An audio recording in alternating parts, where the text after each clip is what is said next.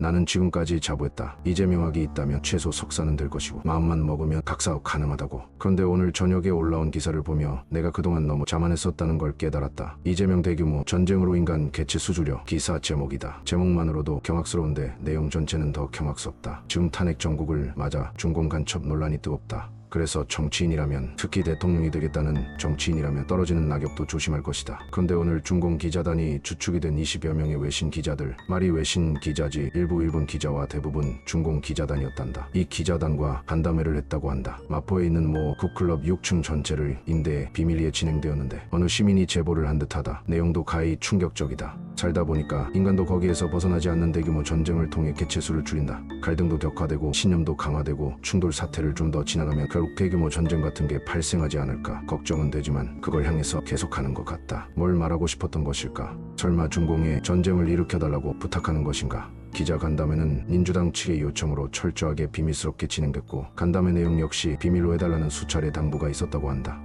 일본에게는 이례적으로 우호적 발언도 있었다. 한일 국민들 사이에 적대감을 가지게 이렇게 가면 안 된다. 민주당 대표로서 일본에 대한 이런 우호적인 발언은 거의 유례가 없다. 모든 일이 경악스럽다. 도대체 이 인간의 정체는 뭘까? 이재명한테 이런 본성이 숨어 있으리라고는 상상도 하지 못했다. 대규모 전쟁으로 인간 개체 수주려. 그래서 AI에 이런 인간 유형은 어떤 인간 유형인지 물어봤다. 전쟁을 통한 인구 감소를 주장하는 것은 매우 비윤리적이고 위험한 사고방식이다. 이런 인간은 인간의 생명과 존엄성에 대한 존중이 부족하고 복잡한 사회 문제에 대해 단순하고 폭력적인 해결책을 선호하는 경향이 있고 공감 능력이 결여되어 타인의 고통을 이해하지 못하는 사람, 역사적 교훈을 무시하고 전쟁에 참혹한 결과를 과소평가하는 사람이라는 대답을 내놨다. 이런 인간이 대한민국의 대통령이 되겠다고 초법적 발상으로 위헌적인 강탄 입법을 쏟아내고 국회 다수당이라는 권력을 이용해 소위 의회 내란을 저지르고 있다. 거기에 중공 간첩이 사회 문제로 대두되고 있는 이때 중공 기자들과의 간담회까지. 세상에 무서운 것이 없는 것인가 아니면 생각이 없는 것인가? 지금까지 보여온 이재명의 모습으로 본다면 지금 이재명은 세상에 아무것도 무서운 것이 없는 것이다. 막아야 한다. 이런 인간이 대통령이 되어서는 절대 안 된다.